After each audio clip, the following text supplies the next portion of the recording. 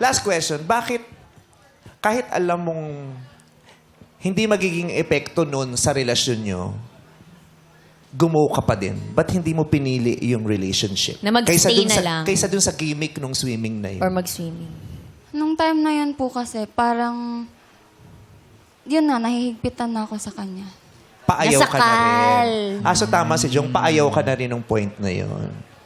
Hindi naman intentionally na ayaw, pero parang nung time na yun, parang ayaw, yun, parang napuno lang din po ako na puro kasi, nung time po na yun, everyday na po kami nag-away kasi sobrang overthinking na po. Yeah. Kasi talaga namang nakakasira yung overthink. Pero sa point niya, hindi ko Tama maalis sa kanya. Kasi dama niya yung lalaki. Hindi Tama lang siya yung basta duda niya. nag-overthink. Tama kasi yung mga hinala niya, di ba? May gusto sa'yo yung lalaki, may balak sa'yo yung lalaki. Kaya ayaw kanyang pumunta. Pumunta ka pa. Kaya naisa katuparan nung lalaki yung balak niya. Yes. Yun din po siguro yung problema kasi sobrang complacent ako sa sarili ko na wala. Na hindi ko na nakikita na possible threat pala talaga para sa kanya. Pero after nung party na yon, hindi na kayo nag-usap ni Kian? Hindi po kami nagkausap. Hindi na po. Wala na? Parang tapos na talaga yon, gano'n? Apo. Nasaan ka nun, Kian, nung araw na nasa beach sila? That time na inuman din kami ng tropa ko para makalimot. Walang kumis sa'yo bigla, gano'n? Oo. Walang nag-kiss sa'yo? Wala po. Yung tropa niya na lang kinis. pre, tuluan mo ko makalimot. Sige na, pre, para makalimot purposes lang. Kiss mo nga ako. Kiss lang dito, tol. Tol! Oh. May amoy pala, tol. Paano ko makakalimot niyan, tol? Yung amoy ang hindi ko makakalimutan ngayon. Sinadya ko yan. Bakit di mo ko makalimutan? Uy, hindi ko makakalimutan to. Lakas, tol!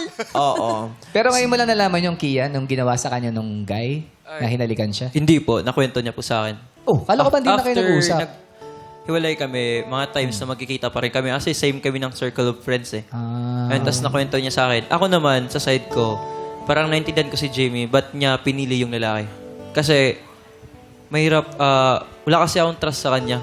Kasi sa mga dumaan na ex ko, na-cheat sila sa lahat sa akin. Kaya pagdating ko sa kanya, mahirap ako sa trust issues. Yung kulang sa akin, wala akong trust sa kanya. Siguro kung binigyan ko siya ng trust noon, baka hindi din yun nangyari. Ayun din. May problema din sa akin. So, sa tingin mo, naging Kung binigyan ka niya ng trust, ba't hindi siya mangyayari? Yun nga, hindi mo siya pinayagan, nangyari yun. Hindi siguro kasi pag sinabi niya naman na wala talaga. Hindi niya kayang gawin yun. Hindi din siya iinom. Pag sinabi niya sasama ako pero hindi ako iinom, hindi talaga siya umiinom. The problema kasi yung experience mo. Medyo Yes po. na-trauma ka. Nadala ko kasi sa kanya yung mga past exes ko na cheating nila ginawa sa akin. Pero Jamie, yung may crush sa'yo dun sa nagka-gym mo, wala na, hindi kayo nagkatuluyan, ha? Hindi po. Nagparamdam siya. Medyo nagka-something kami after a week, pero hindi po talaga eh. Nagka-something? Opo, parang hatid sundo po kami for a nagka-something week. kayo for a Hatid week. sundo po. Di bet mo din siya. Hindi, parang in-entertain ko lang po kasi nung time na yun, galit po kasi ako sa kanya kasi yun po. Pero, Entertainin mo ba yung taong di mo bet? Di ba pag hindi mo bet, no. Oo, talaga. Pero pag binibigyan mo ng chance yung tao, meron kang something din doon.